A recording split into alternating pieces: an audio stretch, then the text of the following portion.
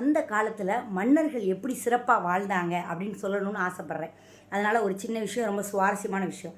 அந்த காலத்தில் உங்களுக்கு தெரியும், மருதுபாண்டியர் வாழ்ந்த காலம். மருதுபாண்டியர் தன்னுடைய மிகப்பெரிய கோவிலுக்கு ஒரு தேர் ரெடி பண்ணார்.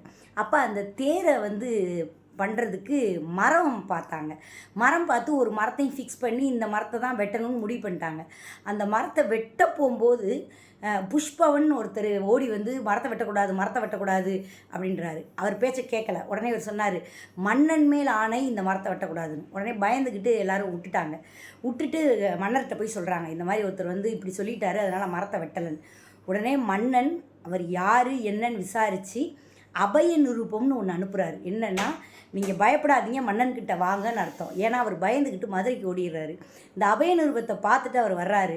வந்தவர்கிட்ட கேட்குறாங்க, ஏன் நீங்கள் அந்த மரத்தை வெட்ட வேண்டாம்னு சொன்னீங்கன்னு மருதுபாண்டியர் கேட்குறாரு. உடனே இவர் சொல்கிறாரு, நிறைய பெண் குழந்தைகள், கர்ப்பிணி பெண்கள், வயதானவங்க இந்த கோவிலில் இந்த குளத்தில் குளிச்சுட்டு கொஞ்சம் தூரம் நடந்து இந்த மரத்து நிழலில் இளைப்பாறிட்டு அவங்கவுங்க வீட்டுக்கு போவாங்க. இந்த கோவிலுக்கு சாமி கும்பிட வர்றவங்க எல்லாரும் இந்த மரத்தில் தான் அபயம் இருப்பாங்க.